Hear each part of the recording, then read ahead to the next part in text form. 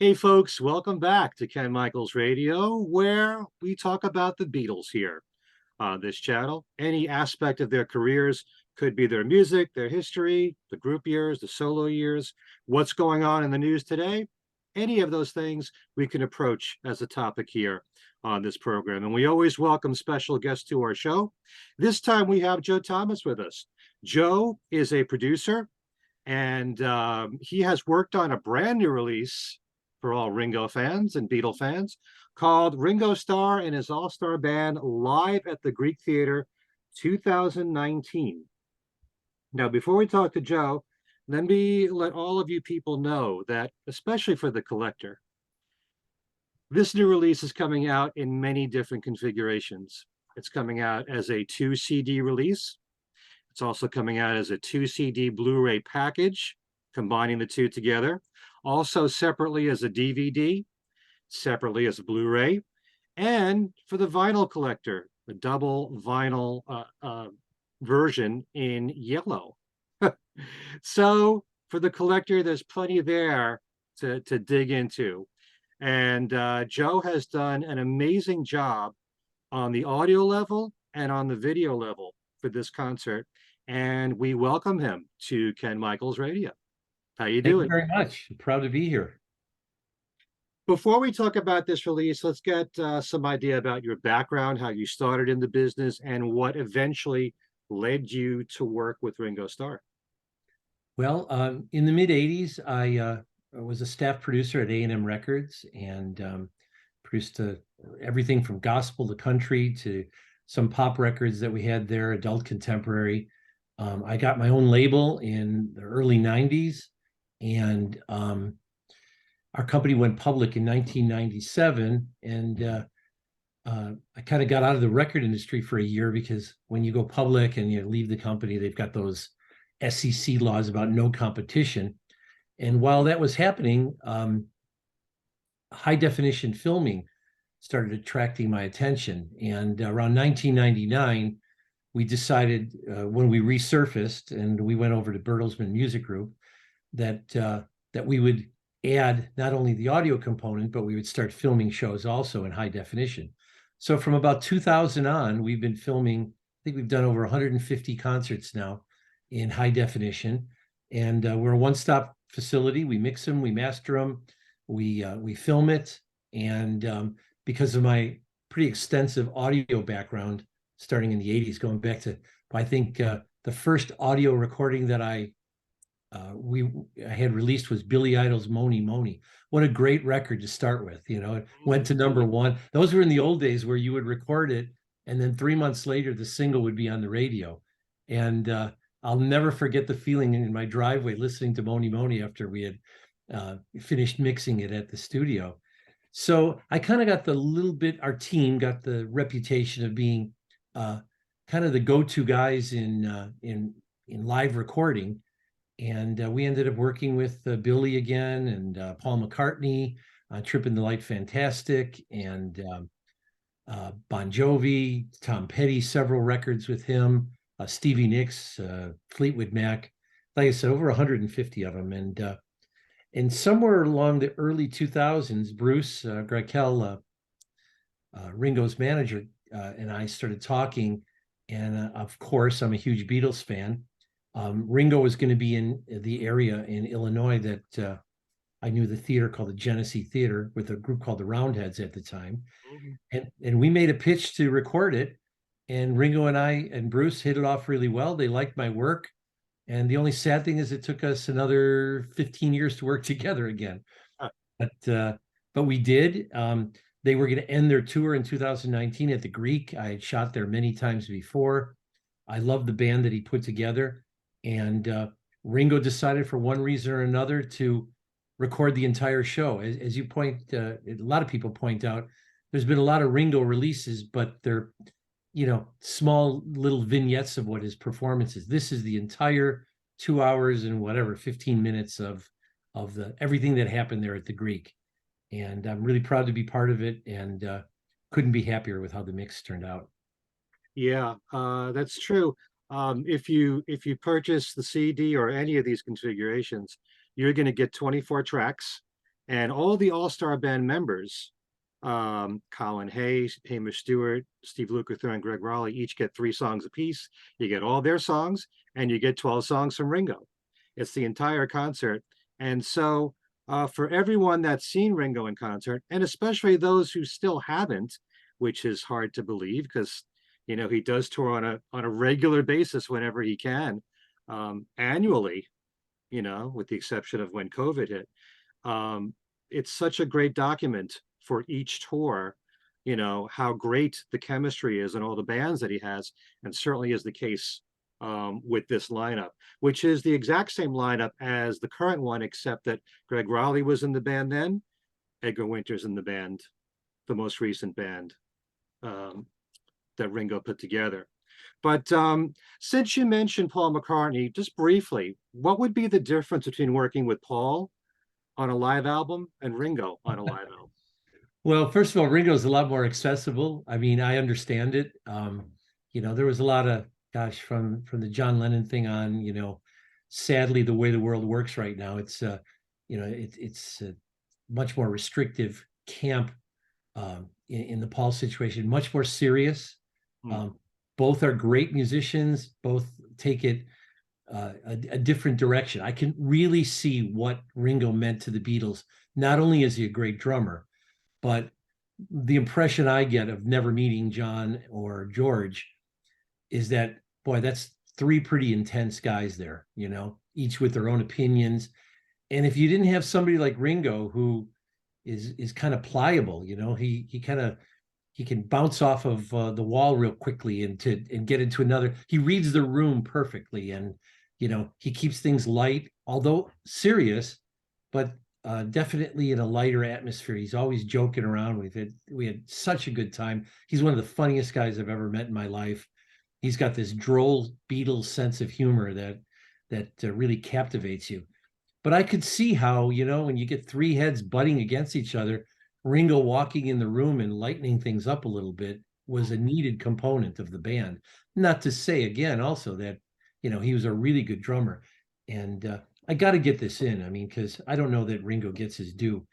It is increasingly difficult. It's just ridiculously difficult to drum with 2 drummers on stage. I mean, I know the Allman Brothers did it, and Leonard Skinner. I've worked on many projects where there's 2 drummers, but Gregg and Ringo are like one person, and Ringo's timing is impeccable. He's not a flashy drummer. You're not going to get Keith Moon riffs out of him, but every fill that he does is precise, and it's exactly what the song needs at the time. And every time we get into bands with multiple drummers or too many guitar players, you can imagine the nightmare it is for a producer or a director to try to make sure that there's not flams, snare hits that are off. And this was so not like that. It was very, very easy. And these guys really must rehearse well, and they're both excellent drummers. So it was a pleasure to, one of the few times that playing with two drummers did not pose any inherent problems. Yeah, you're reminding me of something that my wife said to me, because we listened to the CD first before watching the DVD. We're listening in the car, and she's saying, "Boy, you can't even tell there are 2 drummers playing at the same time," which tells you how locked in those 2 are. Absolutely, yeah. It's almost impossible to believe how clear it came out. And then the rest of the guys on stage, I mean, they're just amazing. Another thing I was telling somebody a little while ago, you just mentioned everybody gets their 3 songs, and I know plenty of bands that I've worked with when one of the writers who didn't write the song is still playing on it, you can tell there's a little emotional letdown, or when his song comes on, all of a sudden the playing becomes really precise and he's really into it. With these guys, everybody is equally as into everybody else's song. It's a complete team effort, and there's no letdown from the musicians. Everybody is playing every note exactly as if they had written the song, including Ringo. And when you think about it, I mean, here's a guy who's a Beatle, and he's giving 12 songs up on the night because he thinks it's for the good of the show and the cause. But then when you hear the songs, I mean, Gregg Rolie singing Black Magic Woman and Oyo Como Va, and then Steve Lukather with the Toto. I mean, Africa, I was never able to see Toto in the day, but when they do Africa, you could close your eyes and you think, Toto's actually playing. And of course, the average white band stuff is funky. They get into this funk groove, and with Colin Hay, he's got an amazing voice. What an incredible tenor. And even, as he gets older, I mean, he hasn't lost any of his chops. So, and then there's Warren is kind of a all around sideman, sax, percussion, but another really high voice. So you've got several tenors on stage. The clarity of the vocals are just amazing. So Yeah, he's really another Mark Rivera. absolutely, yes, that's good. That's He's good. the perfect substitute for him. Yeah. But part of the joy in watching this concert is seeing the interaction between all the musicians. I especially love watching when Gregg Rolie's playing the keyboards and Steve Lukather's watching him on the side there while he's playing the guitar, and he's amazed at what Gregg's playing, and vice versa, Gregg watching Steve and that kind of thing. And very often I've said, and this applies to all the All-Star band tours, where else are you going to see Ringo drum behind a Men at Work song, or an average white band song, or a Santana song, or a Toto song, and go back to all the other bands he's been with? It's great to see him play to those songs as well as his own. And I love all the camera work that was put into this show. Very often, you'll see both Ringo and Gregg together and what they're doing together on drums. Sometimes you zero in just on Ringo, and Ringo's having the time of his life. And it doesn't have to be on his own songs, like you said. It could be on the others as well. I think he gets a big kick out of it. But just to see how they all interact with each other is part of the joy in watching this whole thing. Well, we had 16 high def cameras on the shoot, and so everybody had really basically two cameras trained on them. We had a couple wide shots. We had some reverses on Ringo. Of course, we had, I think, 4 cameras on Ringo to catch him from every angle, because you're right, he is so enthusiastic. And even on the songs, he doesn't have a big part. He's smiling or yelling funny things to the band that you could kind of pick up on the microphone. It's really cool. But the musicianship, you mentioned the playing. So when I was a kid in high school, I had the Abraxas album on my 8-track. I wore it out. I could hear every song bleeding through there.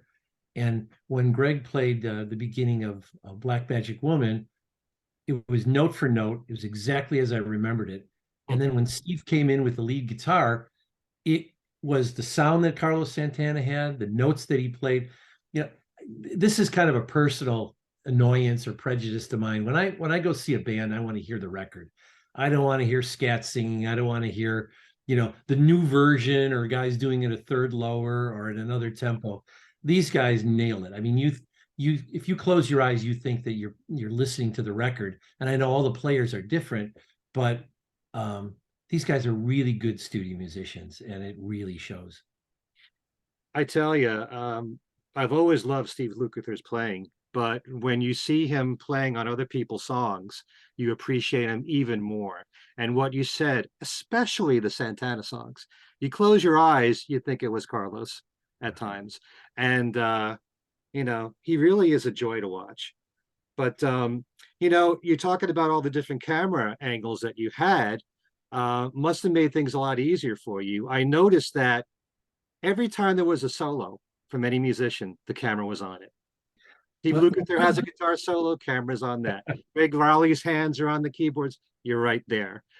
So you had everything at the right moment.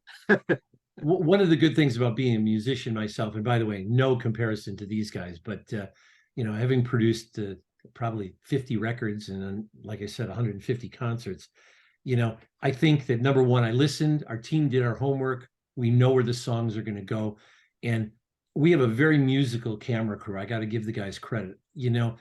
It's kind of funny. A lot of the cameramen are great guitar players in their own right, or drummers or saxophone players or things like that. So the team that we assembled is a very musical team. So it's, first of all, most of them know these songs anyway. So it's not like I have to say, hey, here comes the guitar solo or anything like that. But it also does help that, we're all musicians in our own right, and we appreciate what's going to happen next. So it makes it very easy as a director to call the show. One little secret that I have is we don't do a line cut. A lot of directors, put the extra pressure on themselves to do a line cut of the show. We take all the film back and start from scratch, and it's the only way I've ever worked. Thank you, God, that I was able to have people that believed in that kind of a theory, because it's more expensive. But no matter how fast you are doing line cuts or whatever you are as an editor, just think about this. If a director is doing the Super Bowl and he got a chance to actually take a week to cut the Super Bowl, you would get 30 times more than what you got that day when he was calling 27 cameras. And no matter how good these guys are, you can't catch everything. So we bring it all back to the studio and we start working on it. And I would send the dailies to Ringo, and he would look at them and make a comment here and there, and mostly funny comments. But he was very, very easy to work with, and he kind of liked the direction that we caught off the bat, and not a lot of changes. We just we send him the dailies of the show and make a tweak here, make a tweak here. Maybe this harmony should come up a little bit, but very pleasurable experience. So were there any specific suggestions that he made at all, whether it was audio or video? Believe it or not, focus less on me. You know what I mean? I probably had maybe too many shots of Ringo. And how can you not as a Beatles fan? You know what I mean?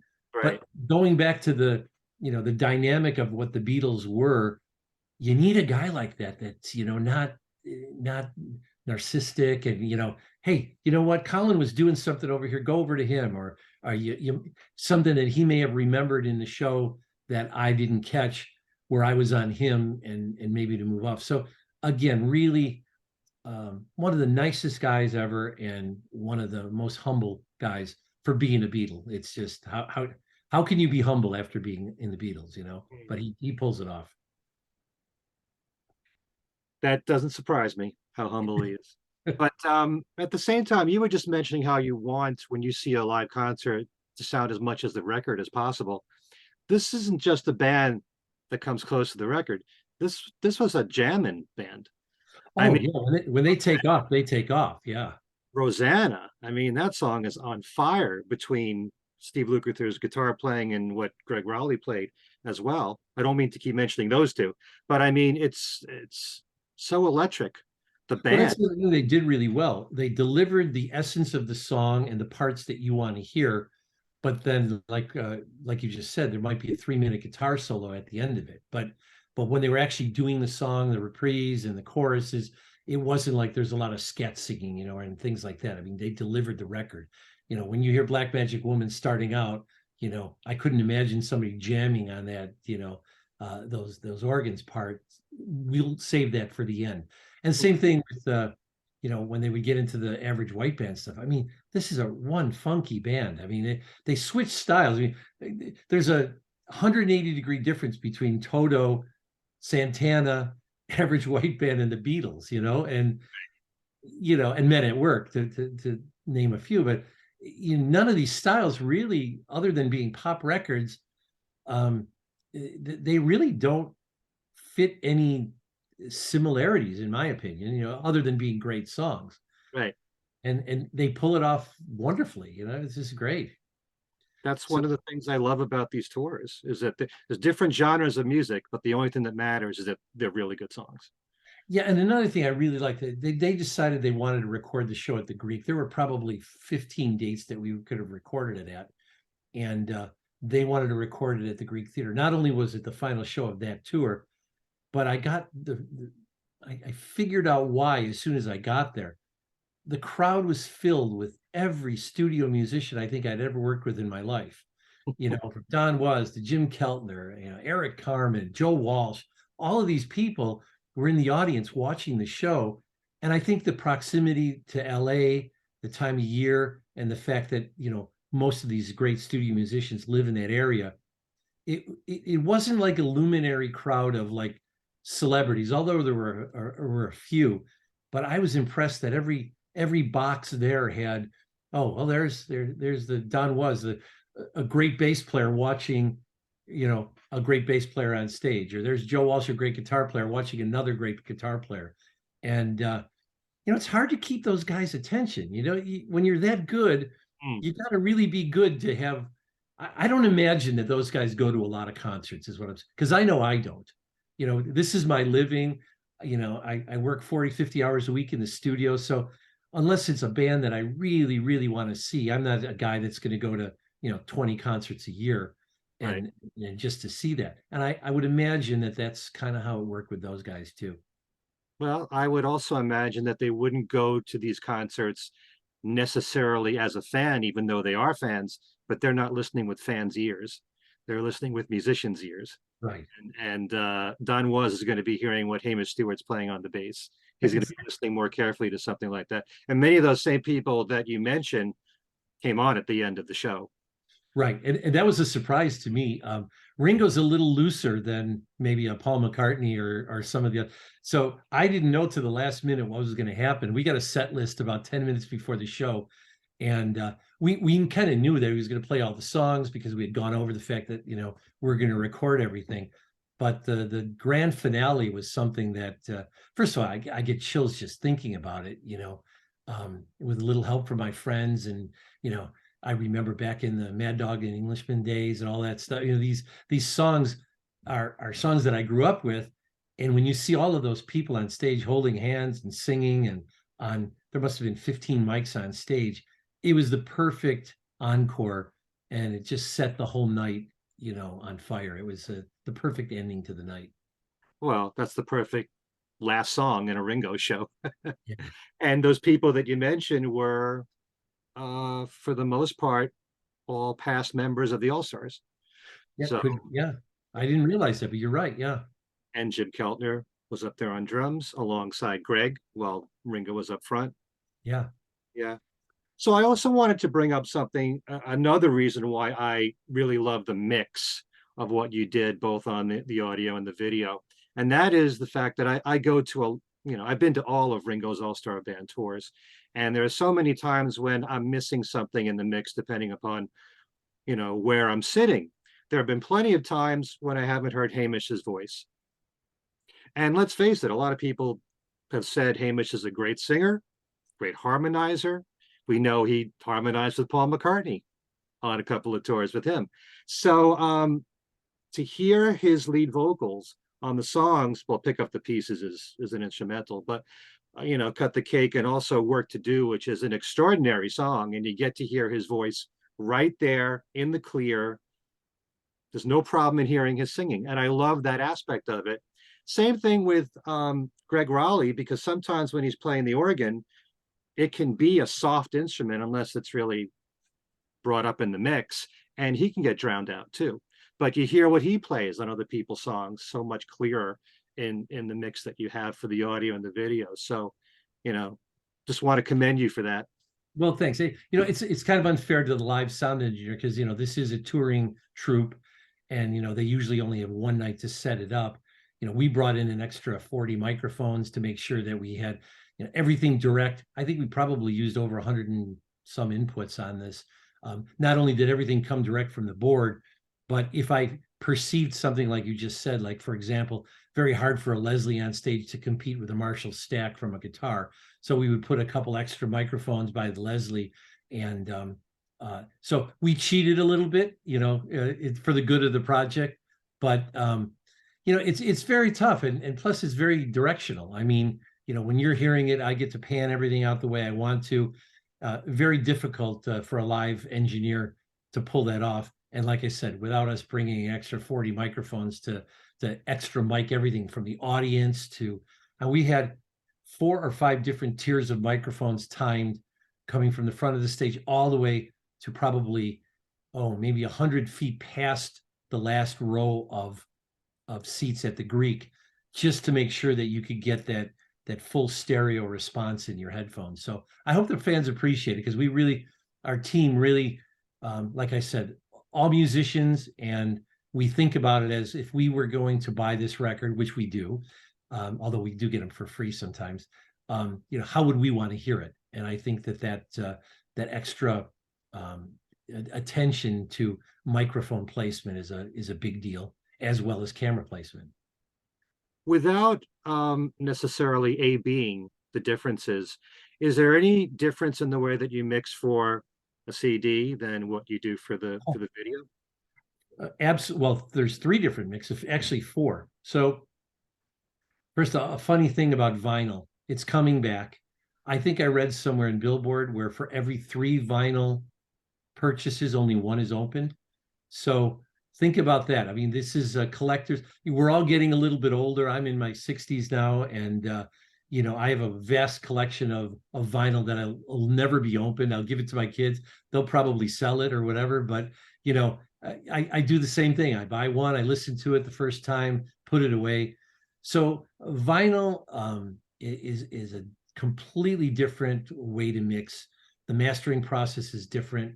You always hear about fat grooves. There's a lot more frequency response. It's noisier, of course, but you get a frequency response that far exceeds what you get from a CD. The problem with vinyl is, unless you're listening to the lathe and you hear it for the first time, every time you hear it, it denigrates a little bit. So you start getting the pops and the clicks and the things like that.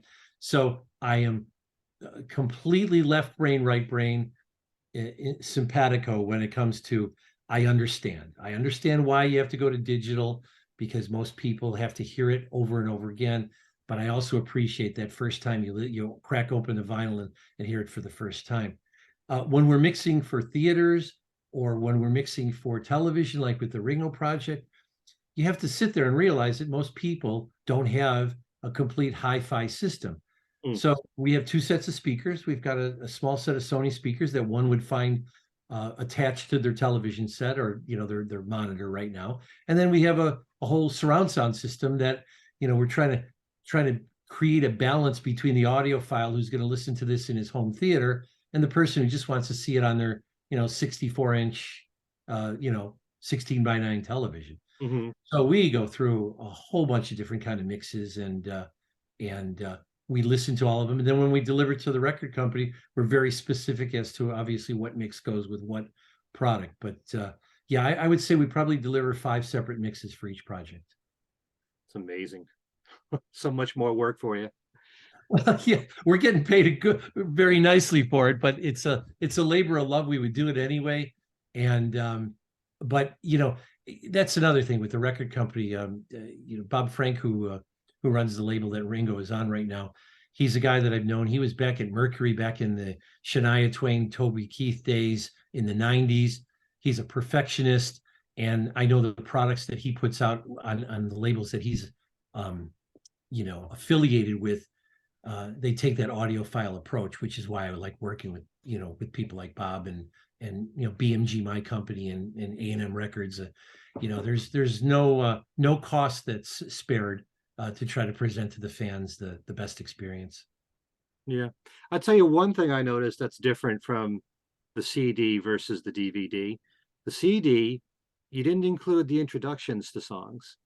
It was all bang, bang, bang, bang, one song after another. Was there a reason for that? Yeah, well, first of all, I think if you're a real fan and you want to hear it, you got to buy it all, and I don't think that that's a marketing ploy, but I think it's very difficult when you're on a CD player to have to keep pressing, okay, we've heard this introduction. It was fun here at the first time, but, most people just want to get to the songs.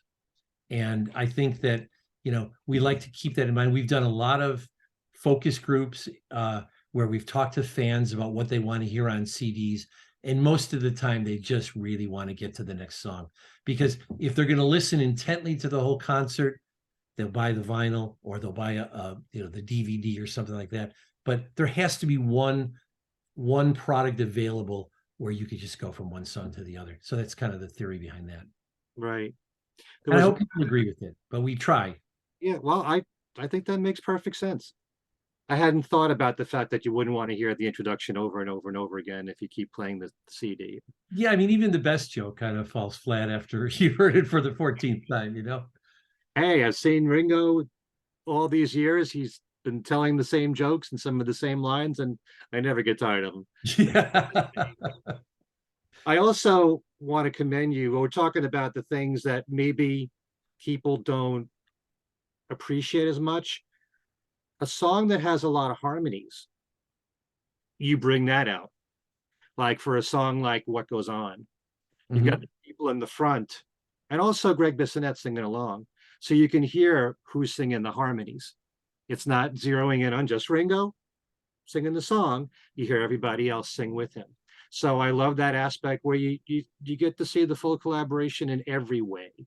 So Well, you kind of hit on another lucky portion of my life. Not only do I get to work with the Beatles, two of the Beatles, but I produced two Beach Boy records and three Brian Wilson solo records, and I also write a lot of songs with Brian Wilson. So I've I've been able to be in the room with the best. And when you're in the room with Brian Wilson, you pay attention to harmonies, and that sticks with you for the rest of your life. And I've known Brian since the mid '90s, and we've had many discussions about harmonies. And he's brilliant from a mixing standpoint because he produced all those great records about how to change the timbre by certain frequencies in the ranges, and how to take 300 hertz out here and put this in here. So I think a lot of it I have to give credit to Brian, and uh, and the things I've been able to glean off of his production techniques, and how he thins certain vocals out in certain areas so that you can hear it all. Too many times I think producers just push up the faders and everything is kind of a flat kind of sound. But with this, and the technique that I kind of learned from Brian, by EQing each vocal a little bit differently, it gives each one its space, and also panning wise too. Where you pan these vocals is very, very important. In the third and the fifth can, they're you shouldn't have the seventh next to the tonic on one side because that sounds really weird. So how the pannings go and how the different frequencies fit together are very, very important. And I'm glad you picked up on it because our team puts a lot of work into that. I wasn't aware of your work with Brian. I mean, you learned from a master right there. So Yeah, yeah, that's like a master class that I didn't have to pay for. It was like wonderful, and he's a big Ringo fan also. So when I played him this record when we were doing it, and he had a couple comments himself about it when I played it to him. So he's a huge Beatles fan, although very competitive with the Beatles, but he really respects them. But those two bands back in the day, it was Brian and the Beatles. They were trying to outdo each other with every record, and you could tell that kind of still boils inside of him. You know what I mean, in a good way. yeah, well, we all know the story about how Rubber Soul blew Brian away, and that inspired him to work on Pet Sounds, and Pet Sounds influenced the Beatles with Sergeant Pepper, and went back and forth. Here, there, and everywhere is supposed to be influenced by the Beach Boys, right there Yeah, from Pet Sounds. yeah, So, absolutely. yeah. So, do you talk to Ringo on any kind of regular basis at all? Or is there any chance that he's talked about working with you on any other projects? Right now we got through this one, and I don't know that there's anything planned for the future. It's really funny, and here's how my life goes. You are a complete insider confidant of everything that goes on for a short period of time with people, and they trust you to make sure that, not that there's any bad secrets, but that their life is safe with you. They trust you. You can't help but hear things. You can't help but be part of their ups and downs and what's going through their life. And while you're working on a project, this one took a little longer than most. It's probably a year and a half, of solid working on it. You're completely inside their head. But then people go their separate ways, and that's kind of the way we work. And then, you know 3 4 years later, you hear back from somebody say, let's work again. It's almost like the time hasn't passed. Like, they remember you. If you've done a good job, you're in. If nothing that's kind of clandestine or anything comes out of the period of time you worked with them, and it's all just positive, it's almost as if the door closed and a minute later it opened up again and everything is fine. But Right. no, these guys are so busy. I'm so busy. It's very difficult to retain what I would say friendships. They're very, very good working acquaintances, but especially when these guys are on the road. I mean, it's a brutal life. I mean, I happen to be able to be in my studio, which is 6 miles from my house. I go home every night. Have dinner with my kids and stuff like that. When these guys are on the road, it's all encompassing, and every day is new tickets, new this, new friends, new that. So Mm. no, they kind of go their own separate ways, and then when they have a time to rest, it's like, hey, let's call Joe Thomas up and see if he wants to record next year's tour. But like you said, it was about 14, 15 years since I worked with Ringo the last time, but we picked it up right where we left off. And, I think that's the important thing. Yeah. You know, I sometimes wonder, and I'm very grateful for all the live releases that Ringo's done. It's just that every single band that he's put together is special. You want to document of every single one of them because of all the different lineups. Sometimes there'd be drastic changes and entirely new lineups. Sometimes you take out one or two members, you put in one or two new ones, but that's what made it all special. And at the same time, there was a time there when Ringo was having the exact same band, and Todd Rundgren was in it too, Richard Page, and they were together for a long time. And there's something special about that because year after year they're together. They're even tighter as a band. They're even better. So, I'm so grateful that we have something like this that's a complete show. I kind of wish that all the other ones were, but I'd like to know what the mindset is in someone like Ringo going from tour to tour. Do you just release a single disc with half the concert? Do you do, a full concert with a DVD and a Blu-ray? It's I question it all. I think the first time I worked with Ringo was when he was with his group, the Roundheads, which is a completely, again, great musicians in their own right, but a completely different vibe than this show. So I'm glad I got to bookend it. But I think they've been accumulating footage over the years. I don't know how much video it is, but I know there's a lot of audio footage. I presume someday it'll all come out. But I think we came to the conclusion that, it was time. And gosh, with COVID, I mean, this was like the last show that we filmed just before COVID. I think it was done in October, and then all that stuff started hitting the next year, and tours started getting canceled. Mm. So I think a lot of people in Ringo's camp are smart enough to realize that, things don't last forever. Let's get this all down before something happens and we can't. Not that anybody's being morbid, but yeah, once everybody gets to be over 50 or 60 years old, anything can happen. And I think so. The the kind of thought is, let's get this all down right now. Let's not save anything. Let's put it all down and put out this remarkable kind of box set or accumulation of sets. And now they're going to continue going on. I know there's some new members in the band, but it's amazing the amount of musical friends that Ringo has to draw from. I Mm. remember back, and I can't remember exactly when he passed, but I did one of the last records with Harry Nilsson, and I remember this has got to be in the late '80s or so, working with him and talking to him in the studio. And I had known Ringo as a drummer of the Beatles, and some of his solo work, like Photograph and things like that. But I remember Harry talking about what a great drummer Ringo was. This is 40 years ago now. So he even made impressions on people like that. And Harry Nilsson was one of the coolest and best musicians I had ever worked with. And the compliments that the musicians give to him, and unsolicited too. We're just sitting in the studio, chatting about stuff, and nobody has to bring up Ringo Starr in a conversation that had nothing to do with Ringo Starr. And the Mm. fact that it just kept coming up was, and a couple of the times that I worked with Joe Walsh, we did a Dan Fogelberg benefit at Red Rocks a few years ago, and listening to him talk about. Well, I think they're kind of related now or something because they're married to. Yeah, Joe and Ringo Yeah, are that's relatives in some way now, but he's um, Ringo's brother-in-law. yeah, but even then, unsolicited, just to hear Ringo's name come up as the drummer's drummer is kind of cool.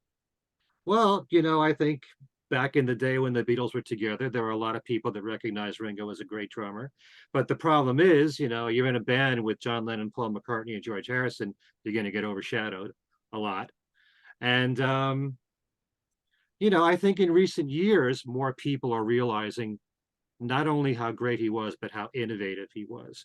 And when there's so many drummers out there that try to copy his style, You know, he plays to the song, he does tasty fills when it's necessary, he accents where it's needed. He doesn't try to be the showman where all the attention's on him. You know, so what I like to say about the Beatles is that, you know, there's a lot of great musicians out there that know how to play well, but a truly great musician not only plays well, but compliments the people around him. And that's Absolutely. what all four Beatles did.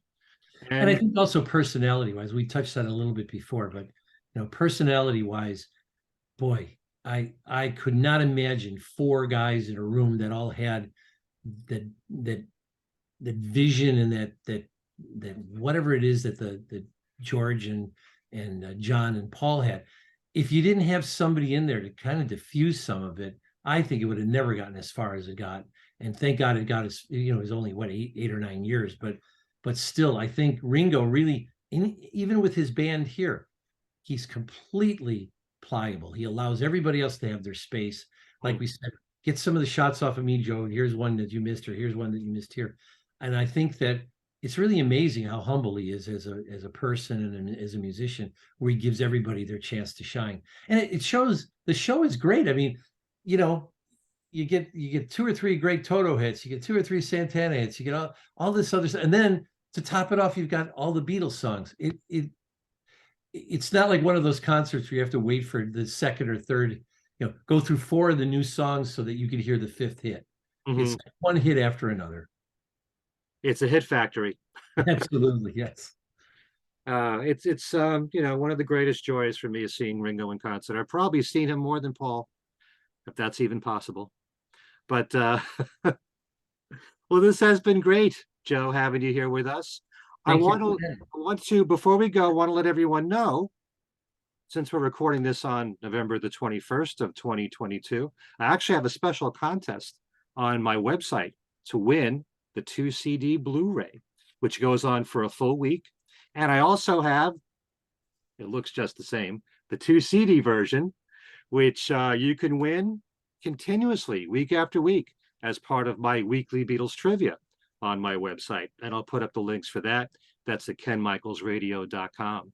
So by all means, do pick this up because it's great to listen to, fantastic band, and the mix is wonderful. You get a full show of Ringo.